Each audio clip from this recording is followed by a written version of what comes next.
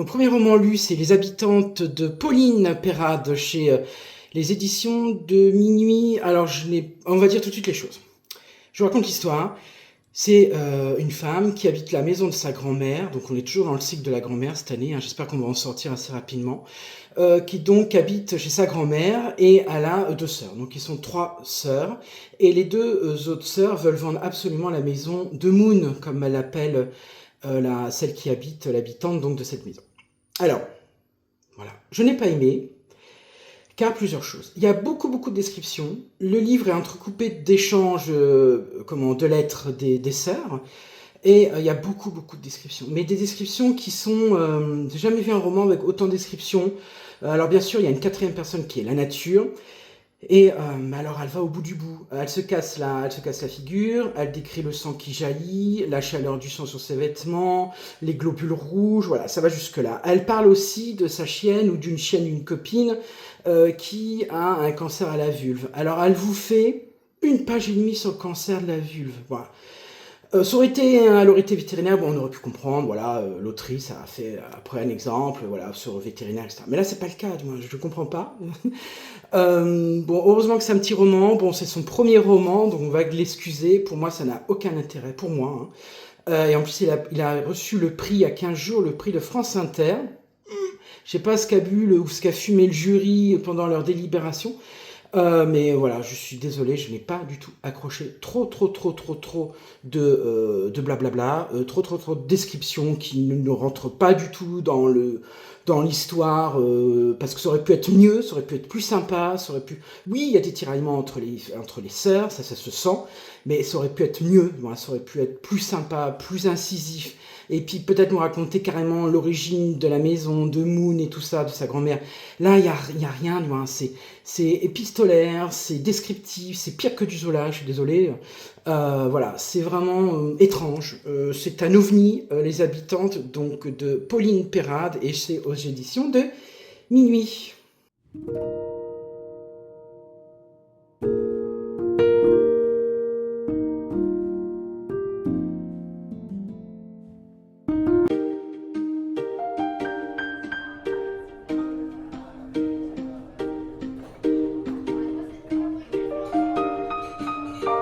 Roman La métaphore des tubes d'Amélie Nothomb a parlé de ses 3 premières années au Japon, quand elle était vraiment toute petite, dans cet état un peu végétatif qui est le bébé, et puis après, comme ça, on la voit évoluer.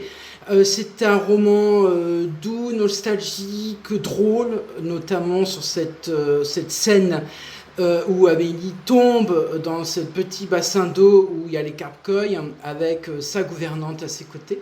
Et là, elle nous décrit vraiment, je vous dis, cette nostalgie de ce pays et la vision petite qu'elle avait des individus qui sont autour d'elle, la gouvernante, ses parents, et puis toutes les personnes qui venaient chez eux, hein, parce que le père, je vous rappelle, était ambassadeur belge au Japon. Et donc là, elle nous met un peu dans cette période, on la voit hein, visuellement, parce que c'est tellement bien écrit. C'est très drôle à lire, j'allais dire, si vous devez lire Amélie Nothomb, c'est l'un de ces romans qu'il faut lire. Parce que quand elle parle de Japon, elle parle en bienveillance, elle parle aussi d'un côté drôle de ce qu'elle a vécu. Et moi, Amélie Nothomb est toujours excellente quand elle parle comme ça du pays lointain, au pays au soleil levant. Et c'est fascinant, j'avoue. Donc allez-y, hein. La métaphorique des tubes d'Amélie Nothomb, et c'est paru au livre de poche.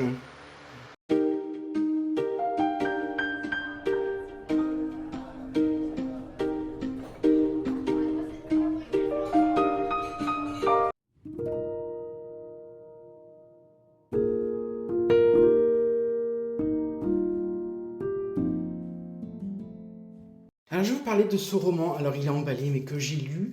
Donc, la cathédrale de la mer, c'est de Ildefonso Falcones, donc c'est un espagnol catalan qui est professeur d'université. Et là, donc, il va nous raconter ses vies au XIVe siècle à Barcelone, lors de la construction de la Santa Maria del Mar. Et donc, on va voir un peu aussi la vie à travers d'Arneu Espayol, qui est le fils d'un paysan exilé à Barcelone, et lui il va nous raconter un peu à la fois cette ville qui est une ville de Moyen-Âge, où tout est bouclé, notamment il nous parle des quartiers juifs, où il y a la répression des rois catholiques et l'Inquisition également, et puis il va nous parler aussi de ce travail, de cette construction de la cathédrale de la mer. C'est un fait historique, l'auteur nous met comme ça avec les personnages, on est aux côtés de ces personnages, dans la dureté de monter les pierres jusqu'au sommet pour construire cette cathédrale, et on est aussi je vous dis, dans cette Barcelone naissante, qui imprime déjà le tempo, qu'il est une des villes, d'une grande ville d'Espagne du Moyen-Âge, et surtout l'une des villes économiques, et où vous passiez, où on devait passer cette ville pour pouvoir descendre vers Madrid. C'est la cathédrale del Mar, je vous la conseille, la cathédrale de la mer, c'est d'Ildefonso Falcones, aux éditions Robert Laffont.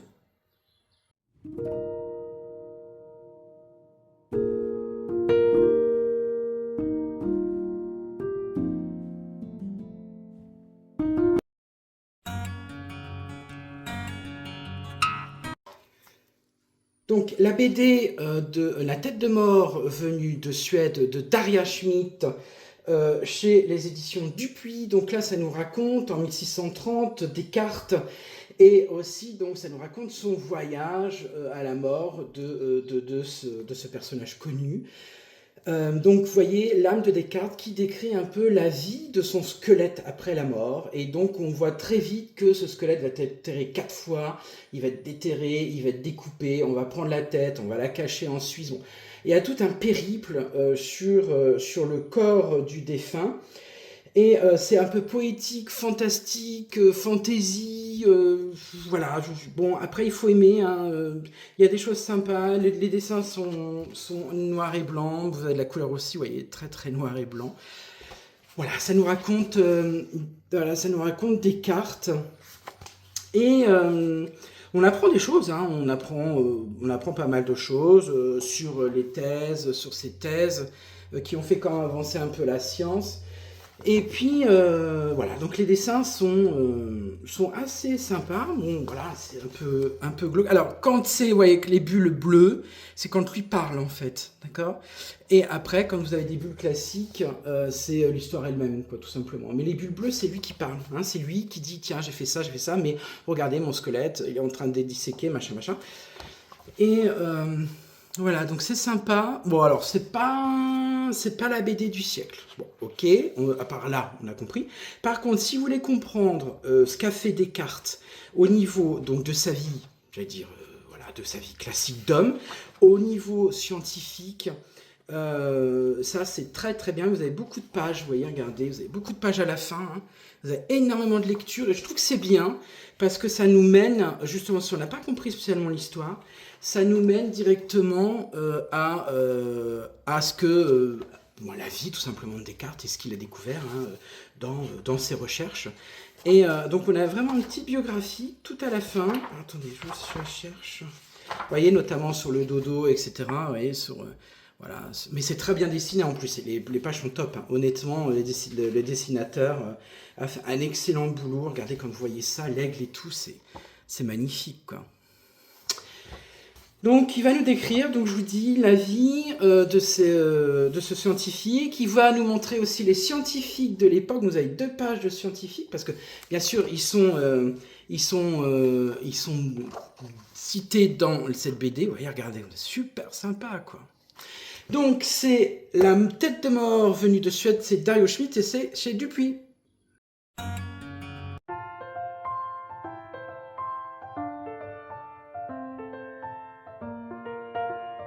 BD La Lune est blanche, donc des frères François et Emmanuel Lepage. Vous avez un photographe et vous avez un faiseur de BD, comme j'aime bien le dire, Alors là, donc, ils vont nous parler, en fait, c'est en 2011, l'Institut français donc, invite ses deux frères et pour raconter un peu l'Antarctique. Donc, il les emmène en Antarctique sur Dumont d'Urville en terre Adélie. Et là, on va découvrir que les deux, ils voulaient quand même à la fois dessiner et prendre des photos, mais il y a une histoire derrière, avec tous ces scientifiques. Déjà, savoir ce que faisaient les scientifiques, ce que font les scientifiques quand ils vont dans le sud, et aussi faire un raid qui les emmènerait à la base Concordia, située au cœur du continent antarctique, à 1200 km de Dumont d'Urville. Et là, on voit, c'est une épopée, avec ces gros tracteurs Caterpillar, hein, donc ils vont à moins 50, moins 60 degrés, d'un centre, un centre scientifique à un autre, et ils sont obligés d'amener du matériel, et ils font ces 1200 km.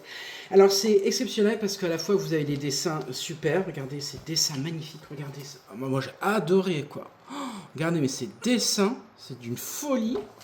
Vous avez des super dessins et vous avez aussi des photos. Et voilà, et c'est ça le charme de cette BD.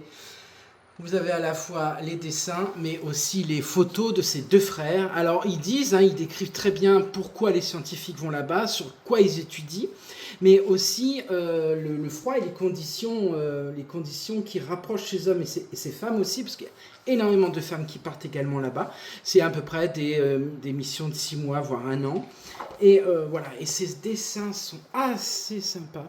Alors c'est verbeux, comme on dit dans le texte, hein, il y a pas mal de textes, mais ça se lit très très bien. J'ai beaucoup aimé ce voyage et pendant ces temps de canicule, ça m'a fait du bien de lire quelque chose d'un peu plus frais. Et franchement, les deux frères nous résument absolument bien cette épopée que bien beaucoup de scientifiques font pour aussi savoir qu'est-ce qu'il y a dans la glace, pourquoi la glace est-ce qu'elle bouge, qu'est-ce que devient cette terre qui est à la fois internationale. Tout le monde a un bout de cette terre, hein, tout le monde s'est battu pour avoir un bout de cette terre, donc ça prouve qu'il y a quelque chose, un enjeu. Et puis aussi, là on parle d'environnement, bien sûr, on parle de sociologie, on parle d'hommes, de femmes, on parle de voyage, on parle de froid, de conditions climatiques extrêmes, et c'est à lire. Donc c'est La Lune est blanche 2, François et Emmanuel Lepage.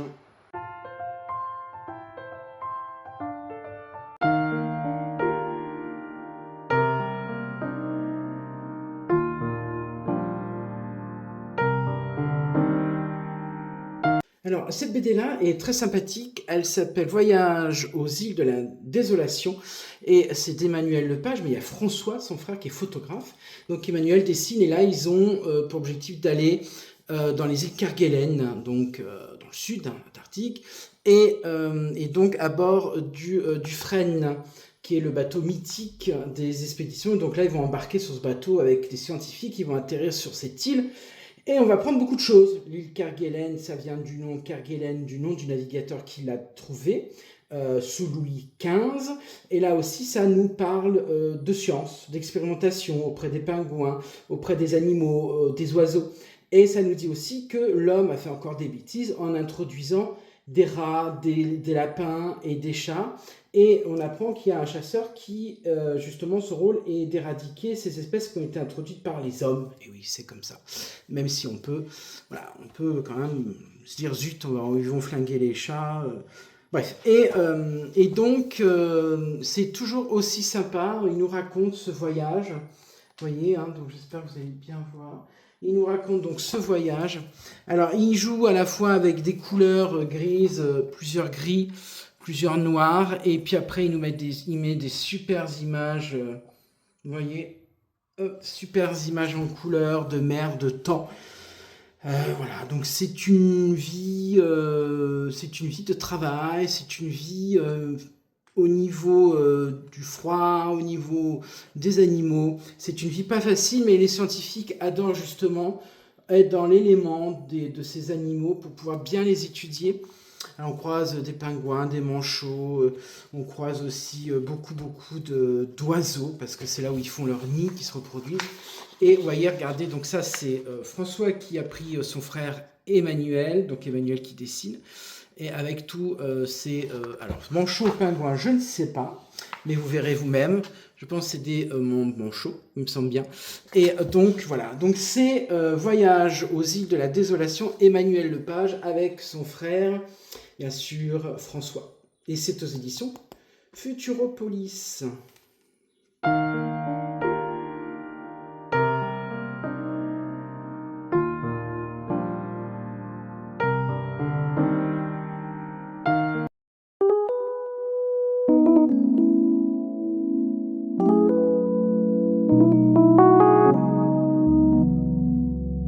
Partie BD, Les Ignorants de Étienne Davodo.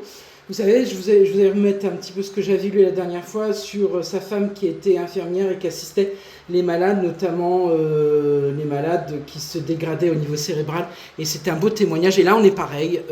Donc Étienne, ce fameux dessinateur, a un copain qui est vigneron du côté ouest, c'est-à-dire du côté atlantique. Et donc il va aller chez lui et ce vigneron va lui montrer comment on travaille la vigne de toute l'année, de A jusqu'à Z. Donc on va de la taille jusqu'au fleurissement, jusqu'à la floraison et jusqu'au vendange, et comment on élève un vin. Donc il y a toutes les théories. Et lui, il va lui montrer ça. Donc il va l'accompagner, et Étienne va lui montrer un peu sa vie de dessinateur. Donc il va l'emmener aux éditions, il va l'emmener sur des festivals, et c'est tout ça entrecoupé entre le vigneron qui va directement voir ses amis en France. Alors on parcourt, hein, on va à Ajaccio, on va dans les Alpes, voilà, il y a un tas de voyages fort intéressants, et on apprend beaucoup sur la vigne. Alors moi je suis du pays du Champagne, donc on a l'habitude, on a fait tous des vendanges dans le coin, mais on en apprend encore et on sait ce que c'est à la taille, etc. Donc vous voyez, regardez, ça c'est les premières pages. Vous voyez, dans la vigne, directement. Donc le copain Étienne qui va voir son pote, et donc qui va voir Richard Leroy, c'est son pote en fait. Et comme ça, il lui explique. Donc là, vous avez chez l'éditeur, vous voyez. Alors c'est comme ça, il se renvoie la balle. Hein. Donc un jour, on est dans les vignes. L'autre jour, on est sur des festivals de BD. Et j'ai trouvé ça super mignon, c'est super bien fait. Regardez comment on travaille les tonneaux pour mettre le vin. Vous voyez, c'est top. Et j'ai beaucoup aimé. Donc c'est Les Ignorants d'Étienne Davodo. C'est un récit d'une initiation croisée, et je vous le conseille. Et c'est aux éditions Futuropolis.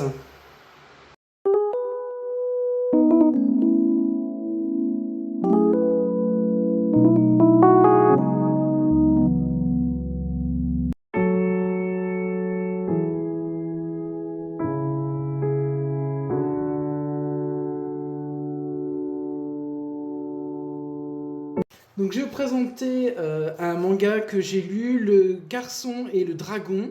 C'est Di Donaka, et c'est chez Doki Doki. Donc ça raconte tout simplement ces deux êtres qui, juste ici, très solitaires, surmontent ensemble leurs peurs et leurs blessures de leur passé. Effectivement, Shitaro, un jeune collégien, se réveille un jour sur un banc d'un mystérieux sanctuaire, et là, il rencontre un dragon, vous voyez ici, donc c'est le petit là, le garçon et le dragon. Et le dragon, en fait, pense attendre sa fiancée, et il va y avoir un quiproquo entre ce dragon qui prend le jeune homme pour un fiancé. Et là va naître une amitié. Et on saura au fur et à mesure, c'est très surprenant, au fur et à mesure de son manga, on saura les blessures de l'un et de l'autre. C'est passionnant, j'ai beaucoup aimé. Les dessins sont, les dessins sont incroyables. Vous voyez, c'est vraiment très beau. C'est ma collègue Manon qui me l'a prêté. Et voilà, c'est magnifique, c'est super mignon. C'est le dragon, c'est le garçon et le dragon dit Noka. Elle a su à la fois faire révéler ses personnages dans des tons noirs, gris, bien sûr blancs, quelques pages couleurs au début et à la fin qui sont aussi tout passionnants. Regardez, c'est magnifique. Voilà, c'est la première page en fait.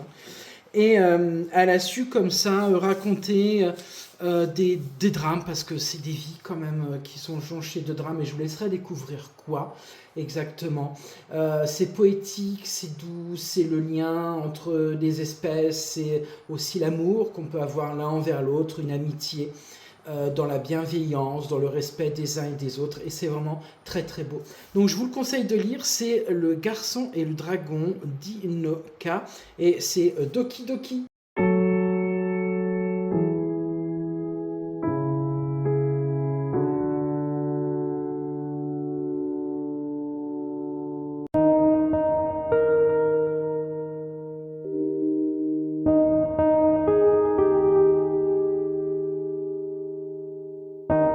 Donc le jour du typhon de Kingo Shinzo, alors vous savez, c'est c'est le papa de Hirayasumi, toujours aux éditions Le Lézard Noir. Et là, ça nous raconte, en fait, c'est l'un de ses premiers livres, et il nous raconte des petites histoires. Alors, elles sont nombreuses, hein, ces petites histoires. Elles sont au nombre de 1, 2, 3, 4, 5, 6, 7, 8. Elles sont au nombre de 8. Et à la fin, il écrit toujours pourquoi il a écrit cette histoire. Et ça, c'est super sympa.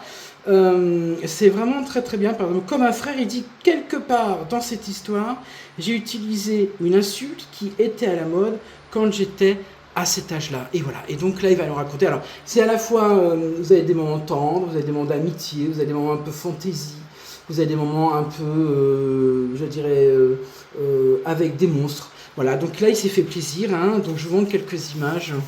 Là, vous reconnaissez, hein, regardez, le trait, c'est exactement celui qu'on a chez Hirayasumi. Voilà, et donc ça nous raconte comme ça ces histoires.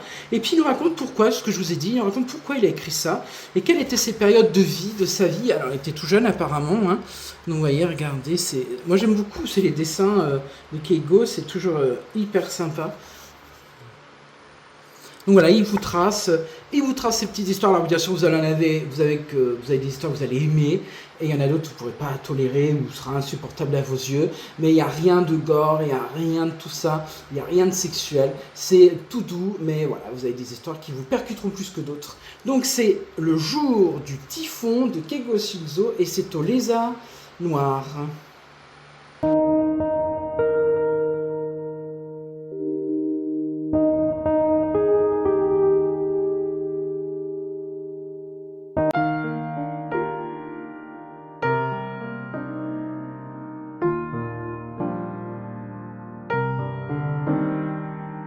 Donc manga Jericho, donc de Takaon Nakahara, et c'est aux éditions Panini. Donc ça raconte l'histoire de Jericho, ce peintre, donc on le voit adolescent, fréquenter les ateliers et commencer à réfléchir sur ses propres créations.